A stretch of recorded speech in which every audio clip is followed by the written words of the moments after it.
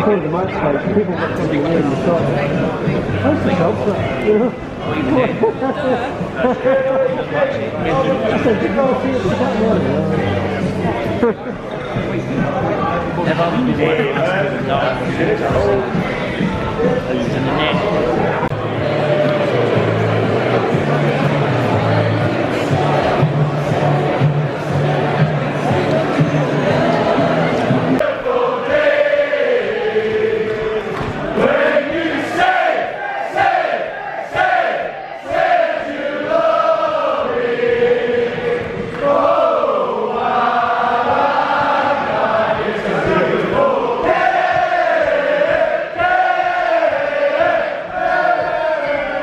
Ladies and gentlemen, welcome to the Whitehall Theatre, to United 87.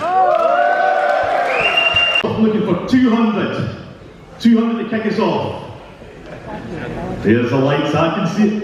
200, that's £200,000 from the gentleman at the back there. Thank you very much, sir. Let's go try soul, it's yours. It's just a wee joke. So, again, we'll start at £200 for the David area. Frame, sign shirt, £200 Johnny we've got. Looking for 3. £300 we've got. Looking for 4. £400 we've got. Looking for £500. £500 here at the front. Looking for 6. £500 we've got at the front. The first £500 bid normally gets a wee round of applause for the gentleman here. I was so too. Okay, 500 we've got. We're looking for 6. Have we got £600 we've got? Thank you very much, sir. Looking for 700. 700 we've got, thank you. Looking for 8. £700 right front at the moment, looking for £800. Have we got £800 anywhere in the room? We'll sell at 700. £800 we've got, well done back in, sir, thank you very much. Looking for 900 bids against you, 900 we've got. Now, the way these things normally work, you've kind of got to feel sorry for the guy. Thank you very much, sir, for his £900 bid, because what happens is when the next person bids £1,000, they get a great big cheer. So we've got £900 at the moment, looking for £1,000. First £1,000 bid of the night, £1,000. £1,000 Thank you very much. The one in Mr. C is looking for 1,100 we've got. 12. £1,100 is a very serious bid, ladies and gentlemen. Looking for 1,200. Going once at £1,100. Going twice. £1,100, all done, fair long. So, well done, Stephen. Thank you very much. At £2,100. 2,150. Okay, 2,2, 2,2, 2,3, 2,2 going once, 2,2 going twice. All done, fair long. So, to Wellback Springers goalkeeper. Well done, sir. Thank you very much. She does sterling work for charity, she does sterling work particularly for Alzheimer's Scotland. Ladies and gentlemen, please welcome up on the stage, Amanda Capel.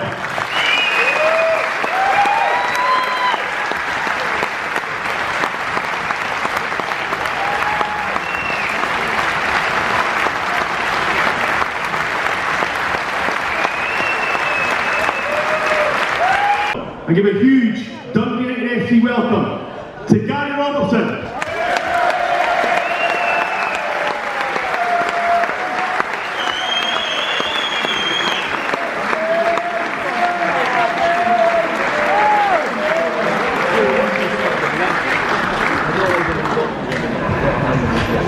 Alright.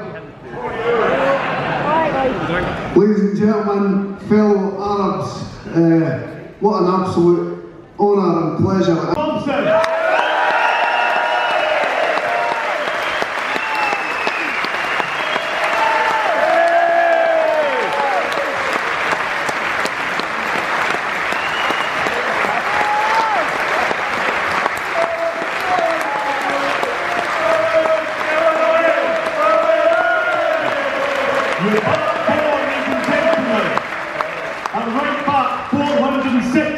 appearances and 24 goals. And man of the match in the new camp, Holt.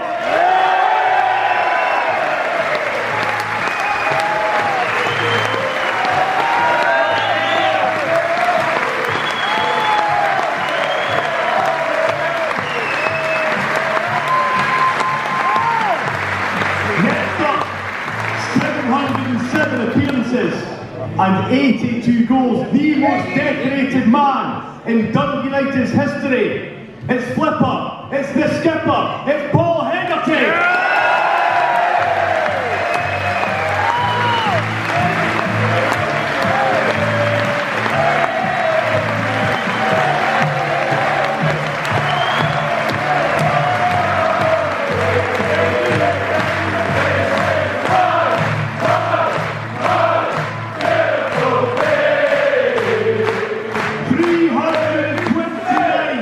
Appearances and 37 goals. Has anybody out here scored in a European final for Dundee United? No, it must be John Clark.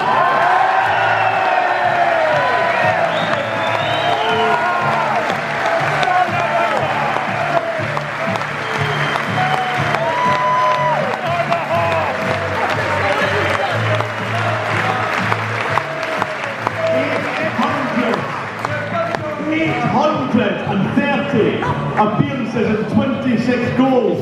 One club man, he stayed so long, he didn't just get one testimonial, he got two. Super Maurice Malpas.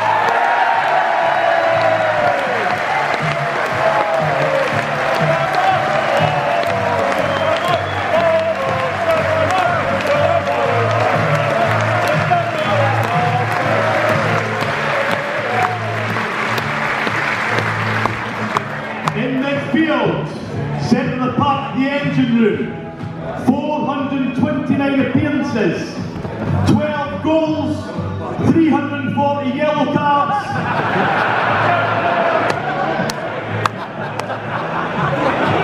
And 85 red, got two red cards. Please welcome Scotland star, Bowman.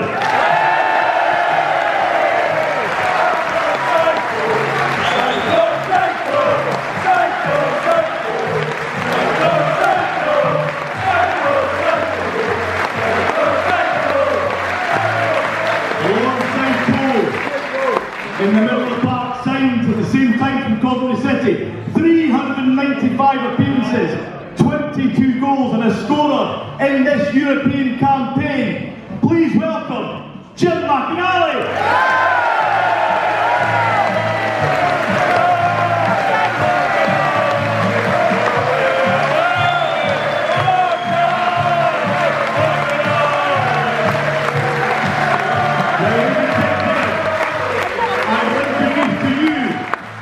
Your front three, 188 appearances, 40 goals, World Cup star, and the scorer of that goal against Barcelona, Gallacher.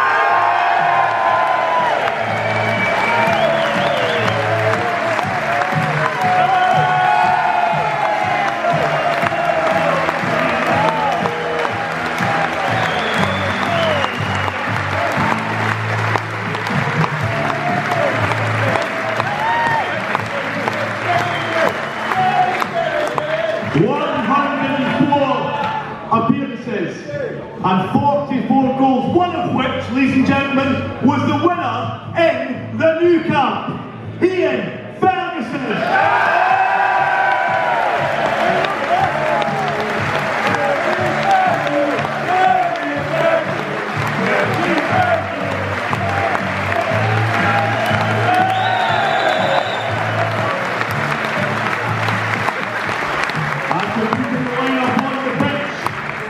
From the 87 team, 575 appearances, 171 goals. He actually made his debut in Europe as a 17-year-old.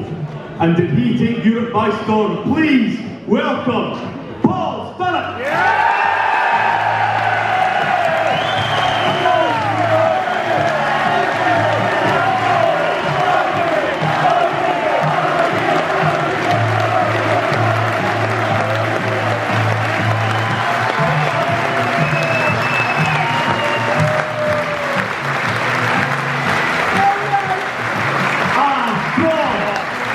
The backroom team, I will never forget his celebration against Borussia when the second goal went in. And also the first ever sprint coach, we were the first ever club to do warm downs and things like that. Just shows you how ahead of his time we Jim was. Please welcome Gordon Wallace and Stuart Hall.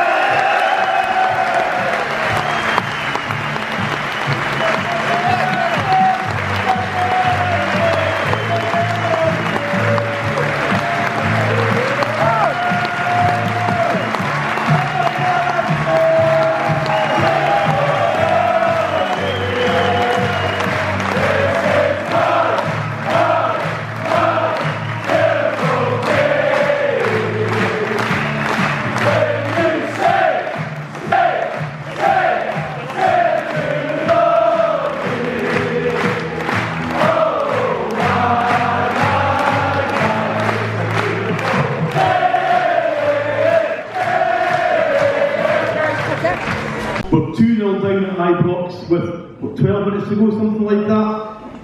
Take up the story. I can't remember.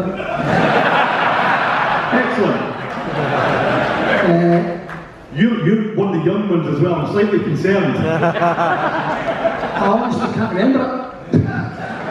No, I just remember the manager came to me and he said on the Friday, it was between myself and Paul Kinnear to actually to make that game, and they said you went in and you can be Jim and you're confident of playing against Rangers, 42,000 at Ibrox, it's going to be a big game for you. And young kid, yeah, I'm excited, that would be great for me. I didn't realise he was talking to Paul Kinnear as well, which I laughed. So I turned up at the game because we were allowed to go back, so I went back to Mum and Dad's on the Friday night, and I went home and tell Mum and Dad, is there a possibility I can be playing tomorrow against Rangers? What a game that is. Mum and Dad are going, right up the Rangers. I thought, nothing at all. Anyway. We might need to look at the seating arrangement here, James. What do you reckon? Next thing I know, I turns up to the game, I'm at Ibrox sitting waiting on the bus arriving, as you do, sat in the dressing room, 19 years of age, looked like a 12-year-old kid, just sat there, and wee Jim came in and just went, can I have a word with you? I shit myself. As you do, I thought, I've done something wrong, what have I done wrong? I've gone back to Mum and Dad's. But no, he went in and he says, you're making your debut, I've decided you're the man. You're going to play against Rangers, 42,000 crowd, this is how it's going to be.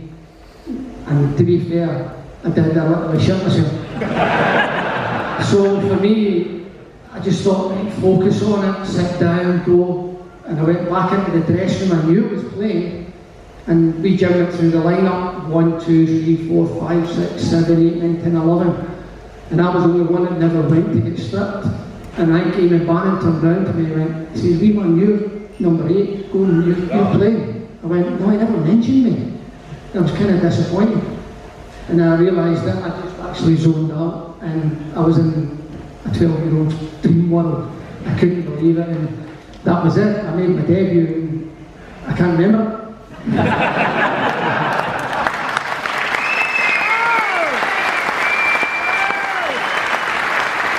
We've got the video footage to back it up. So, Hearts in this, you actually started the season on loan on the other side of the street. I know you keep bringing it up. The Rangers thing was bad enough, but for fuck's sake, you know what I mean? So, yes, again, fortunately or unfortunately, as you would say, I came from Rangers to Dundee United on loan to Dundee for a couple of games. I got a couple of goals just to get me warmed up, and then I've signed for Dundee United. And again, it took me a wee while to get my head round the fact that I'd played with Dundee, as you all know, and that I played for a number of years, and then coming to play with Dundee United. It's a decision I never regretted for the rest of my life, because I'm sitting with such quality players that we went on a run from the beginning. When I came into the team, Jim McLean was not the easiest character to deal with, as you can imagine. I actually said got him twice, and seriously, I swear to God, I don't know how I managed to survive. When I eventually came back and signed, I knew the quality that was within the team and within the squad. And when I eventually signed for Dundee United, I just started to score goals because this man to my left.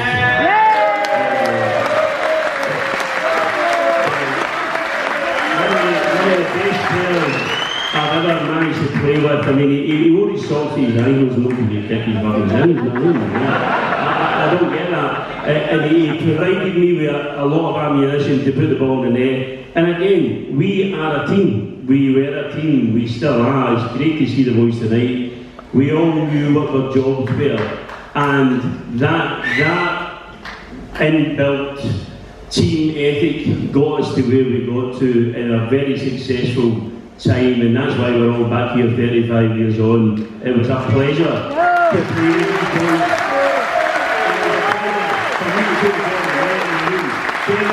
Kevin was a young boy coming through, and what a fantastic prospect he was, and he went on to fulfil his ambition to go down south, play baseball and play in things down there. A fantastic player, but I mean, to play with Paul, to play with Iain Bannon, to play with boys like that created so many chances for me, it was an absolute pleasure.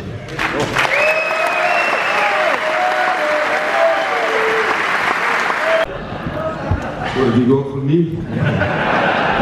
always a pleasure, never a chore. The first defeat of the season, when you look at the back five, including yourself, you know, to full Scotland International, you start the season with Goth and Malpas and Hegarty and Mary. What a hell of a team that is. What a unit though. How easy is it to play behind these guys? How easy was it to play behind these guys? It was so easy. The likes of Hegarty, you know, he just seemed to sort of float in the air so you could read things. And the big sash as well, you know, he was. And then you had the wee Fifer. Malpas. You know, Richard. But it was so easy to read things, you know, because I think as Fergie touched on, everybody knew their jobs, you know. So you signed from St Mirren a couple of years beforehand. How easy a decision was it, bearing in mind, you know, a new club, bearing in mind Hamish McAlpine still at the club and been the custodian for many a year. And Hamish, just take a wee bow. Hamish is here tonight, ladies and gentlemen.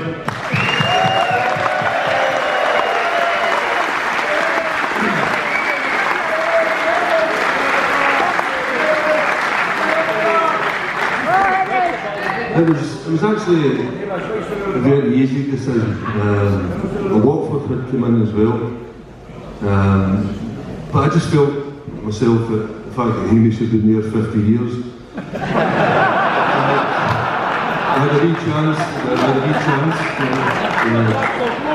So, but I just thought Europe, United are always there, thereabouts in the league, powerful in Europe.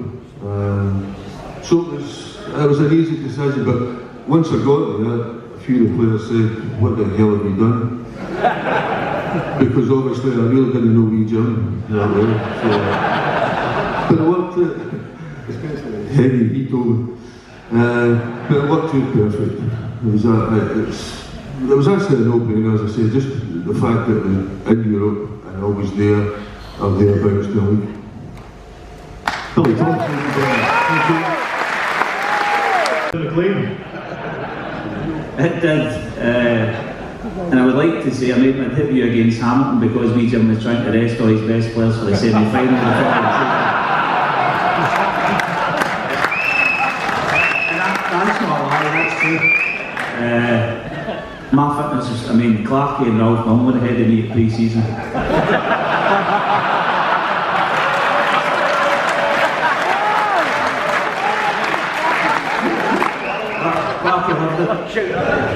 No, seriously, that's a lot to get me fit, and I did play against Hamilton that day just because I was kind of a surplus to requirements, but luckily enough I had a decent game and Jim then played me every game after that, so it was a big day for me. Again, you've come from the top league, yourself and both sides together. You've come from the top league in England, having been at Nottingham Forest prior to that. How easy a decision was it to come to Tannadice, and was occasions like the ones we're celebrating now part of the reason for that? It was ambition really, to be honest. It was. I think Tom was touched on it in Ferguson, that you wanted to play for a team that was always there or thereabouts, and me and Bo were at Coventry and probably earning 2 or 3 times the money we were earning when we came to Tannadice. But it was just ambition of 4 times parties in, okay.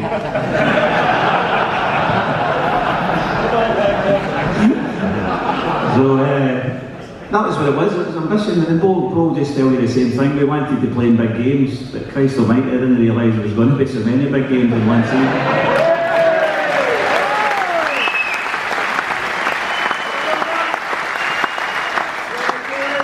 So you mentioned the semi-final. Hampden was next up for League Cup semi-final versus Rangers in Europe that season, but we could easily have fallen at the first hurdle against Lons. Yeah, this is unbelievable to say. They're probably the best team we played. We've got an absolute chasing away from home. We're lucky it was just one. And then they came to Tannadice. I don't know if it was atmosphere, the stadium, but they absolutely shit on the knickers. Battered. It was probably just the guys that had been in the club for a wheel before that. It was just a typical European night where the fans were fantastic. It was great to play in front of. You got that extra buzz. Even I got past the halfway line a couple of times. And it was just, it was enjoyable to play. That's the best way to put it. A lot of times you were under pressure, but we enjoyed playing in Europe. Obviously the results said the same thing. The Lons game had a reading applause for more than a thing. The line you were off when you were 13, I used to train Celtic boys. I could see the quality in him at that time. And he used to phone me every Sunday and tell him how he's a better player than I was. We used to have great discussions. Who would do this and who would do that. And after was quality. Pace unbelievable. Right foot, left foot, score from any angle. It just now and then he got a wee bit silly. As far as he's placing the team at times. But there's nobody better. Nobody that's played for Dundee United.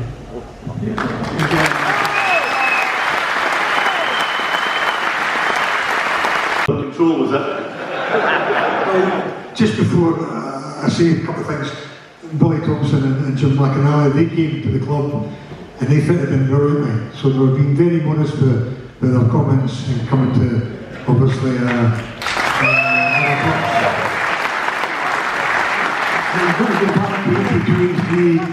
we actually had a very good side, and it got better and better. And then when Hamish left, Richard Goff, Ralphie went to Charlton, Dodgy went to Initial Rosanats, and then obviously to Aberdeen. John Welly went to Motherwell. We had to fill the places in. Now we filled the places with Billy Thomson, Jim McInally, Dave Bowman from Coventry City with Jimmy, Iain Ferguson, Ian Redford, and they were all quality players. And I was looking back, the club had actually spent around about 600,000 players and all these new players. And the club had sold golf and people like that for £750,000 million. So region probably made £600,000 profit.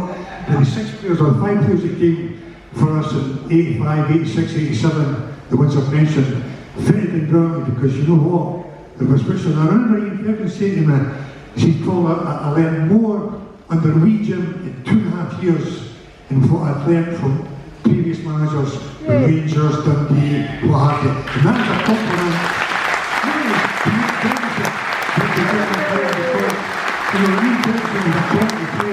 He fitted in amongst the other guys like a glove. Now, going back to the original question, but you could play with the strikers like Sir Ralph Mullen, Eamon Bannon, and Paul Sturrock. See when you're at the back, they make it easy for you, Keith. It's a pleasure to watch them because you know there's always something going to happen. And very rarely it doesn't, but they're so exciting. If I was a supporter, these are the people that get me off my seat to watch these players.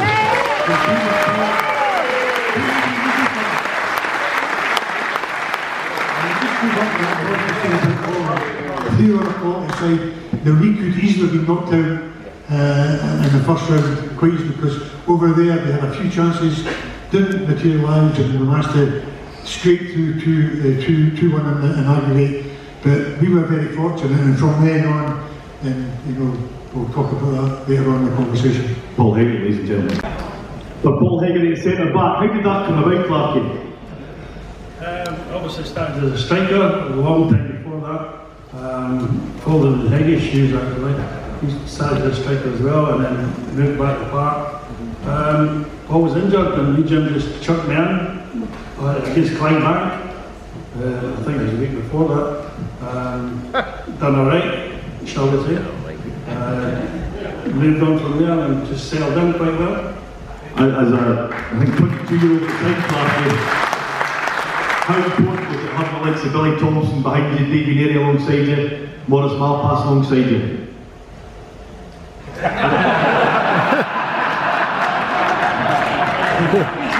Well, there's one like superstar, but out of the lot of us here is missing tonight. Neary.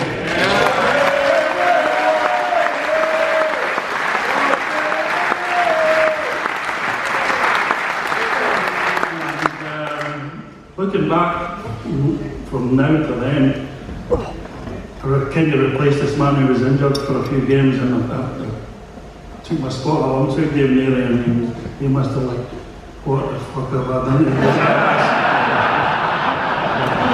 So, I can't say big enough compliments to both of them for helping my career. I actually remember one pre-season, I'm knackered. Funny, you might think this has changed, but I was the unfirst player at every club. So, 40-minute run like wasn't in my calendar. This man here used to run backwards alongside me, encouraging me to get through this.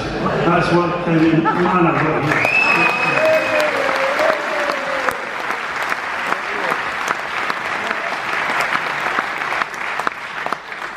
And of course, two goals from Iain Redford, ladies and gentlemen.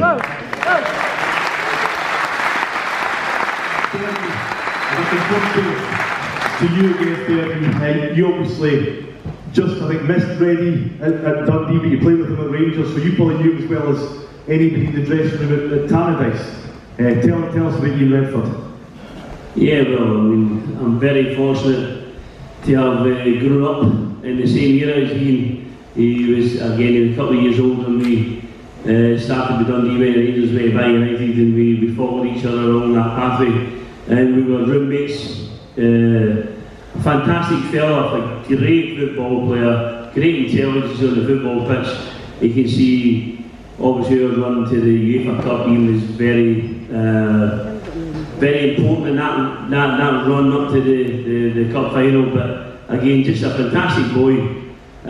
He's no longer with us, and it's very, very sad. But again, to put the importance on how much he meant to this team, I think he gave an intelligence on the left-hand side of the midfield area where he linked up with everybody. He linked up with the forward players, he linked up with the defensive side of things, and he was just an unbelievably nice fellow. I miss him every day. He was a friend, a teammate, and a massive part of this team that we're sitting here with a celebration to go to Gothenburg. Obviously, I don't want to. Do you know the story? Do you know what happened? I don't want to preempt it, but he was a massive part for us to get to the final. And sadly missed, and again, love him to death. Things, you know what I mean? So he did say to me, he says, Fergie, he says, this is my first venture into Europe with United. and we were sharing a room, and he said, whatever I do at the dinner table, he said, just you follow on. I went, okay, no more. So, me being me, or follow not, I'm thinking, what the hell do you following? I mean, so we're sitting at the dinner table, and Paul, who's sitting to my left-hand side, I have to say this, was fantastic when he took his own orange juice to Barcelona. I'm thinking, that orange juice is went to fucking Barcelona, to Glasgow or Dundee, and back to Barcelona. And he said, I bring my own orange juice, I don't trust these people. And I'm going, maybe, what do you think now?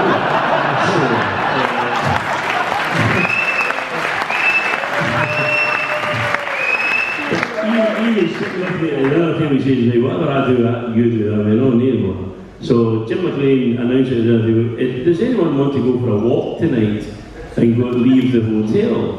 And right away Reddy's put his hand up and kicked me, and I went, oh fuck me, I'm happy to go for a walk. I said, right, okay, yes me. So I went, okay, you know what? So we left. He said, but you can go out, the rest he's carrying. Oh, seriously. Me and Reddy is jumped in a taxi, we are Dundee United tracksuits on. We've got a taxi to Ramblas in Barcelona. He said, do you want a beer? And I said, well, do you want a beer? I said, yeah. I said, well, I'll have a beer. No. So we had a couple of these wee small beers at the end in Barcelona. And we ended up, and I'm not saying, there was some ladies dancing in a bar or something.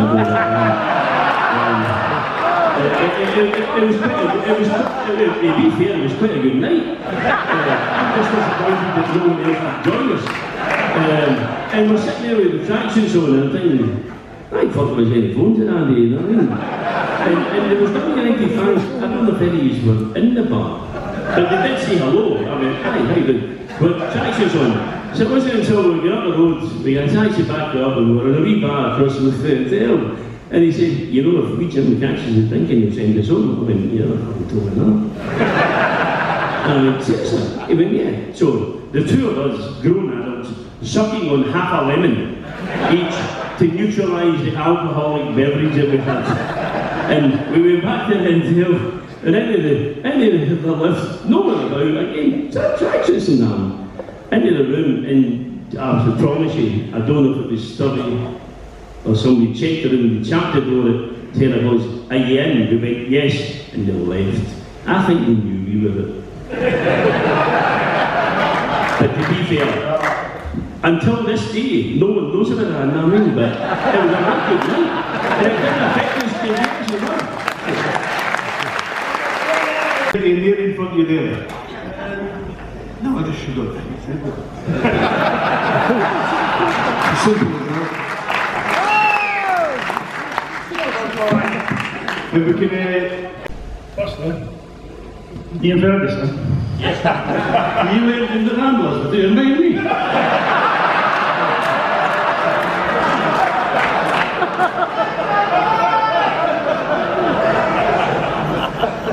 Fuck's out it.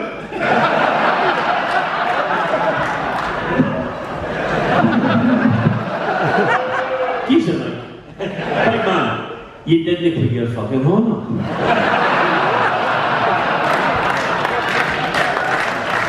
That's the room. That's what Reddy told me. Call her man leave. To be fair, me and you would be weird to do it. And to be fair, I think the mad Bowman would have been at your arse. Do you know what's brilliant about doing these things? It's just, Fergie said earlier on, guys came in and fitted in straight away. How easy was it to come into the dressing room? So you're 22 years old, you've been at Hearts, you've been at Coventry, and you're coming to a dressing room with seasoned international players who've been there for a long time. How easy was it for you to settle in? I think it was really easy from the way the players, but I think it's like Jimmy, Fergie, Tomo said, like to come into players, the standard we were coming into was like unbelievable. I actually remember the first game, and it was my first game, my debut was Aberdeen, and we Jim telling Big Sash he'd never fucking play for this club ever again. And I was thinking, like, I've just made my debut and he's never going to play with this club again. And Big Sash just takes his jersey off, fucking takes it off. He's like, don't worry, he says it all the time. Welcome to Thailand. It was. It's a great moment for it. But did that help in terms of the team spirit? So the fact that the manager was renowned for being a disciplinarian, quite hot-tempered, did that help in terms of the players bonding? I mean, he was a bastard.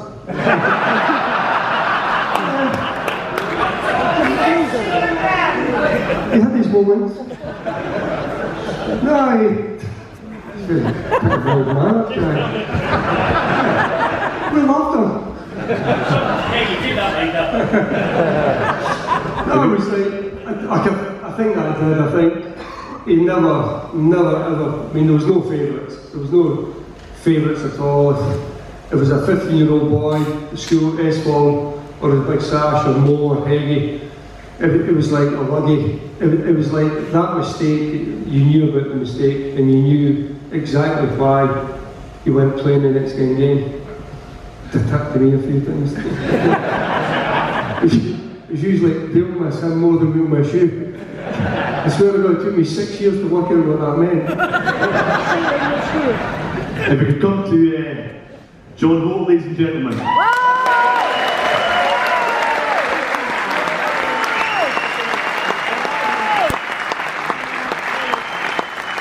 As the experienced European campaigner, John, that sort of 2-0 home victory, that was pretty much the minimum we would hope to take to an away game back in those days. Sorry, Keith, I was going to talk about something else. You talk about what you want, Holtley. Yeah, it's just what Bo was saying there. Everybody forgets about wee Jim, how wee Jim was at that time. Tactician, you know, we were well ahead of our time, well, when we played in Europe and all that. But see nowadays, the game, from my point of view, is totally different. But wee Jim at that time he was different class, and I'm sure Paul next to me will nod his head, and some of the rest of the boys, but he knew how to play against teams. You know, your 4-4-2 nowadays, you played maybe a 4-4-1 and kept one at the back as well, that type of thing. But he was well before his time, wee Jim, and also the fans loved him. And the fans were brilliant with wee Jim. Absolutely brilliant.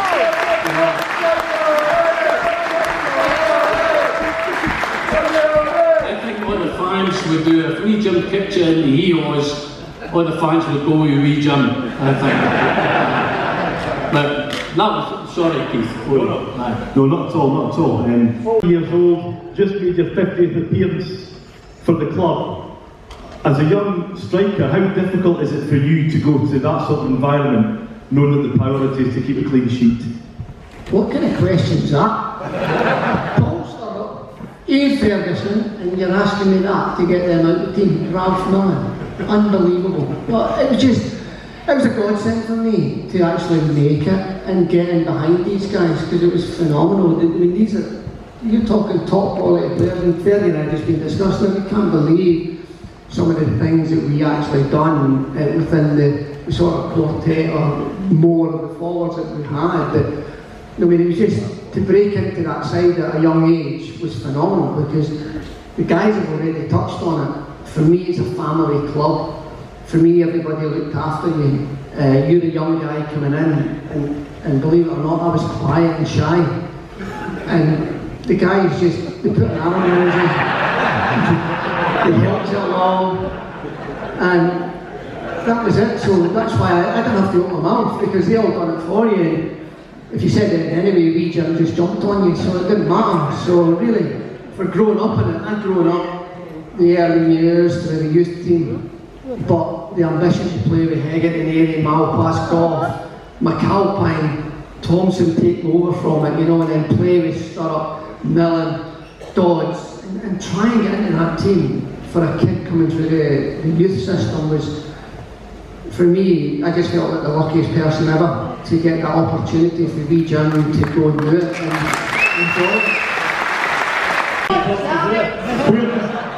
Talk us through your goal, Fergie. To be fair, a load of people watched that goal and actually asked me if I meant it. I said, no, maybe I had a fucking mad. I'm back in the leader. And the other half of the people would know that I wouldn't want to run all the way to the other goal.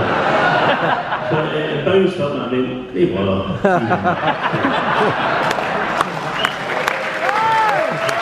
That's what happens when you talk about, you know, games that we played in the past.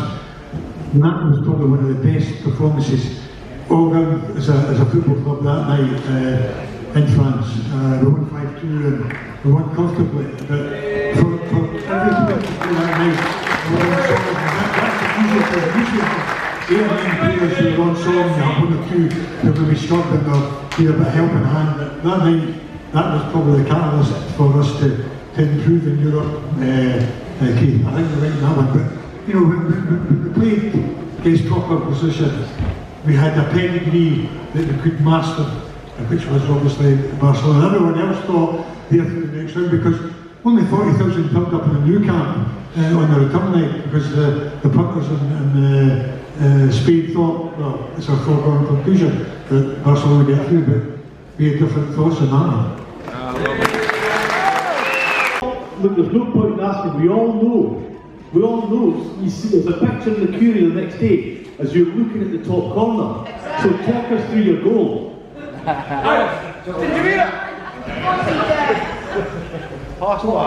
Talk through the goal. Basically, I used to practice it on my own on a Wednesday. And it just gave me fruition that night. So, Pinocchio. it was one of those moments. What a start though, what a start. When did we score it? Second minute. Oh, was that quick? Wow. No wonder. All I remember, right, and I'm being honest, and I've never changed the story, I'm about 105-year-old now, and you train every day with Paul Sturrock, and his touch is phenomenal. His control, he's got the biggest backside to turn the centre half. With that night, his touch was shit. And it flew that fast back at me. I had nothing else to do but just react. And I just stuck my foot out, basically hit my foot and left it. And I looked at Fergie in the middle and I thought, well, he's not going to get it. I looked at Lucky and he's not going to get it. And I remember Big Tom had done an interview with Zubizarret, his positioning was brilliant. And it ended up in the back of the net, and next thing I know, I was getting surrounded with the guys, but when I went home at night and I turned the telly on to watch the game, and I had the question, did you mean it? And I was like, yeah, I don't know. I don't know. And you watch Iain Ferguson's face. I think that's the answer.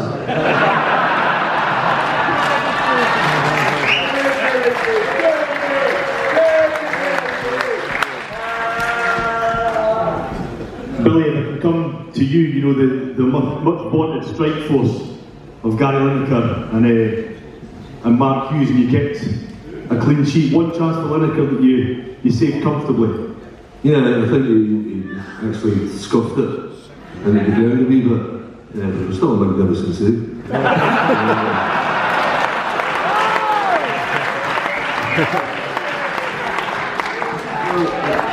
When you play against these guys, it's absolutely fantastic. We touched on it earlier on in the night.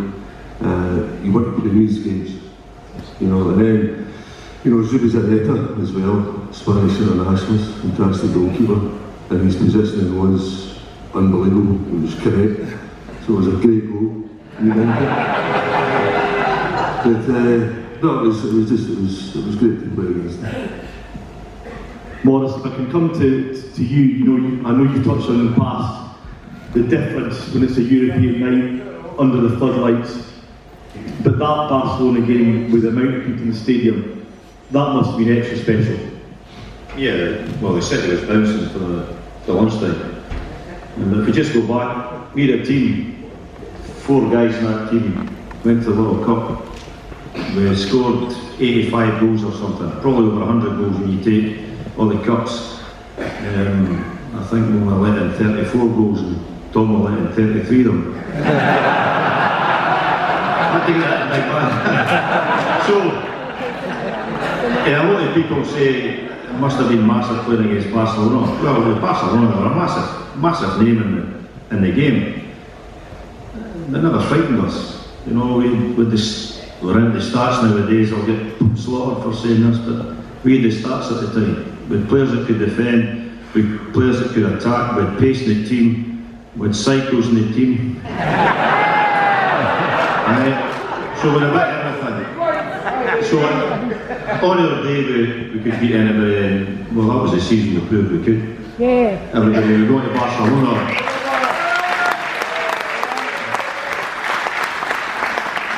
Let's be honest, there was 99% of the, no, 100% of the media thought we were going to get thumped in Barcelona.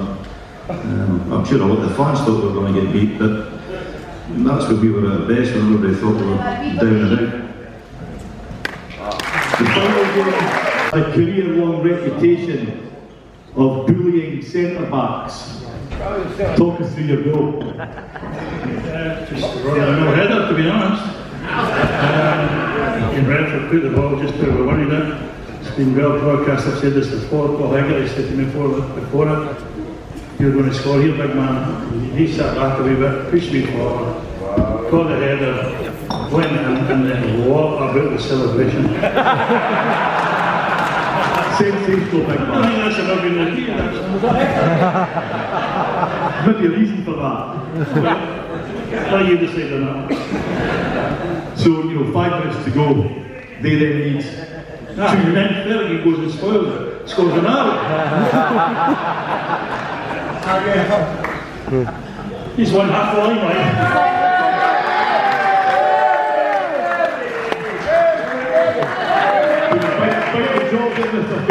Invite me to the lap dancers, and then he wants to steal a limelight or you share it at Barcelona.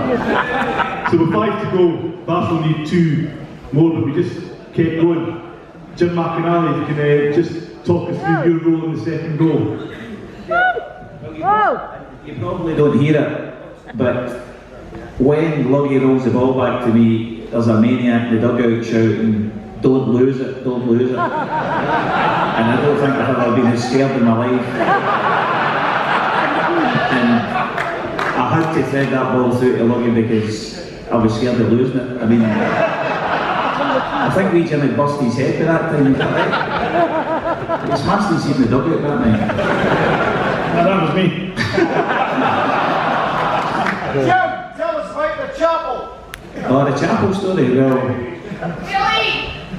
he made the Catholics go to the chapel before the game, and he asked if the prodigies would go or not,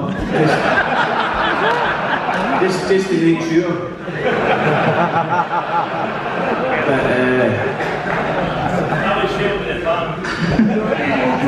but no, that was honestly that I'll never forget that. I mean, if you ever listen to the footage, he is going absolutely bonkers in the dugout, and I was terrified to give the ball away. And I got it through to Luggy, who, by the way, was sensational that night.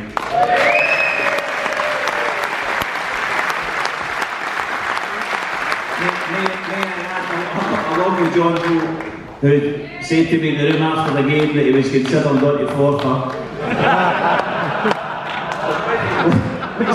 To this day, I'll never ever forget that.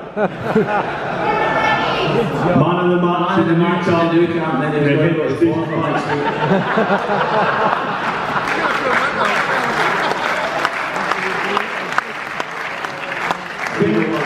Fergie, if you can just again talk about your goal, great assist from Luggy as ever.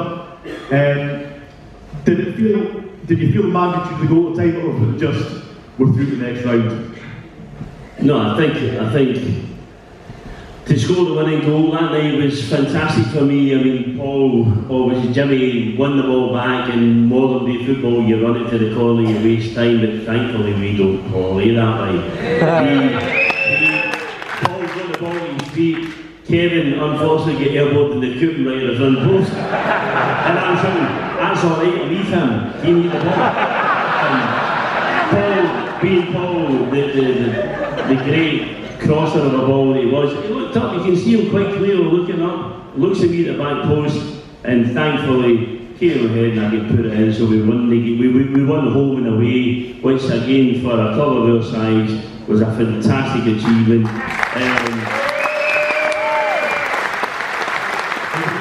The big thing for me, the panel I've got sitting left of me and right as well, Kevin, to the young boy coming through.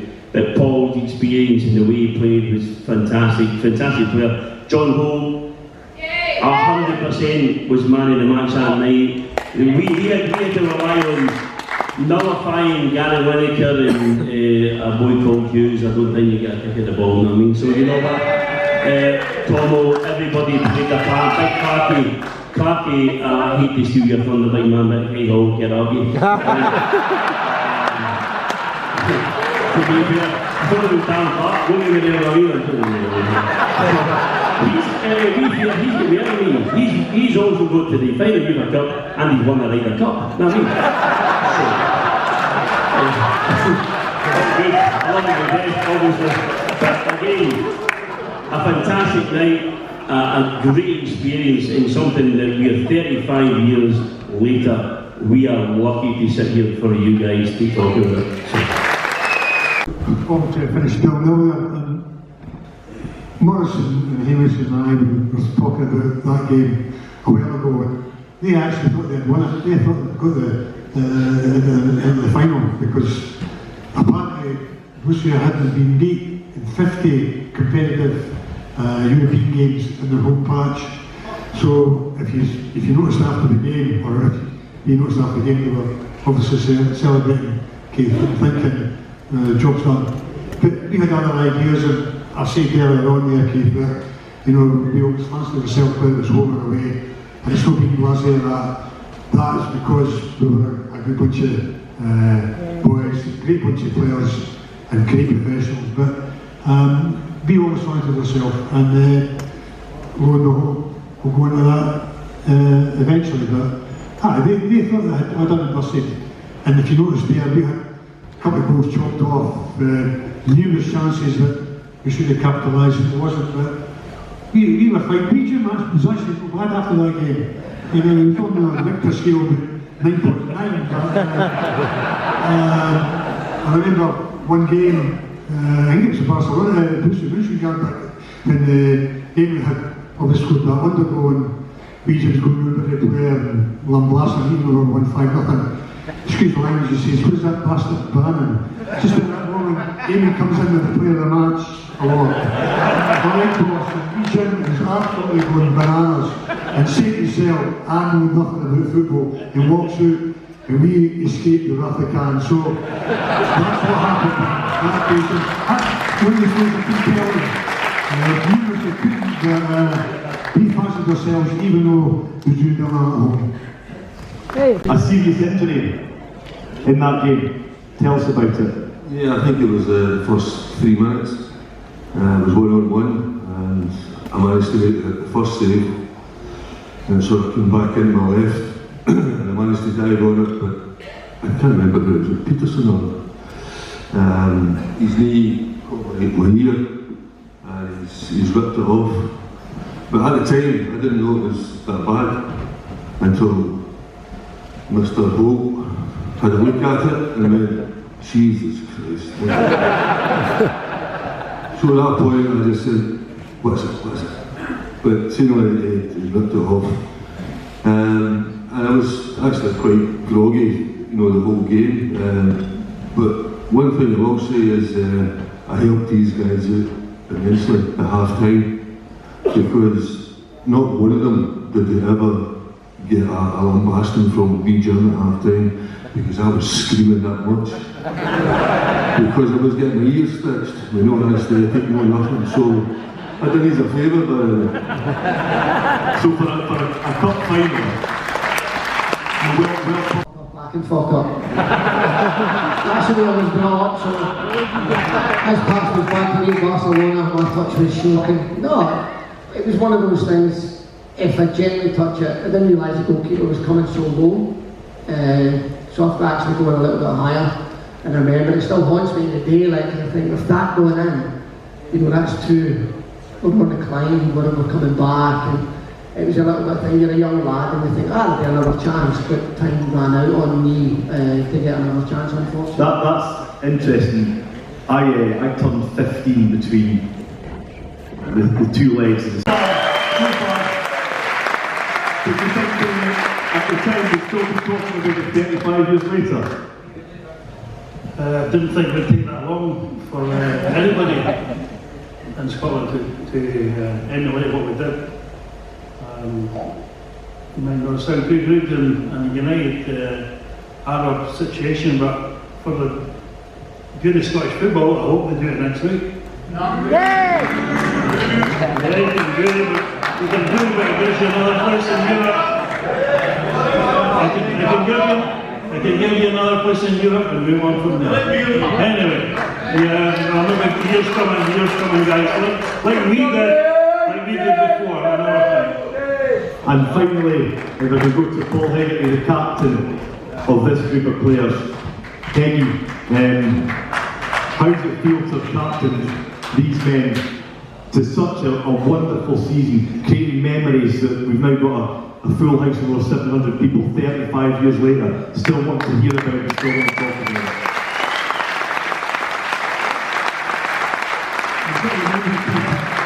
We've been doing up each other for the last 15, 20 years, and like say, Iain Ferguson and Iain Redford, he came in for 2-3 years and did a great job for us. The majority of us were there for at least 10, 12, 15 years. And when you can trust people on and off the park, when you're having a bad game, somebody would dig out a hole, and vice versa, when they were playing particularly well, you do the same to them. And we've carried that on after our careers over, Keith, and that speaks volumes for the club in general, but for the players in general. You see the camaraderie at the club. The boys still, well, they used to meet up fairly regular. Now it's all different because we've got extended families, grandchildren, what have you. But when we do see each one another, it's a hug and reminisce, and the stories get better and better as the years go by.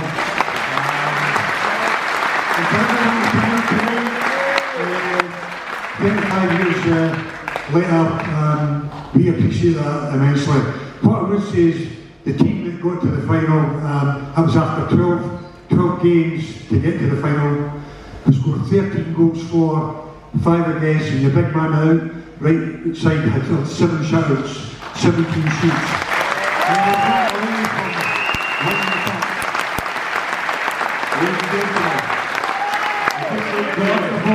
What I would say is, my binding memory is the fans that night did Scottish football proud, did Dundee United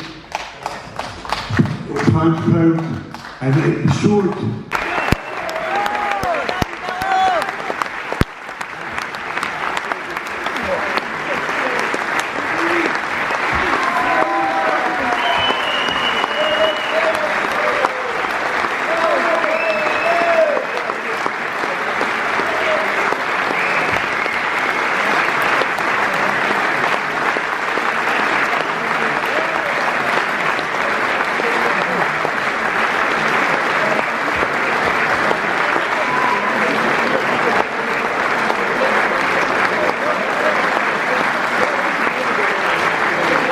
Ladies and gentlemen,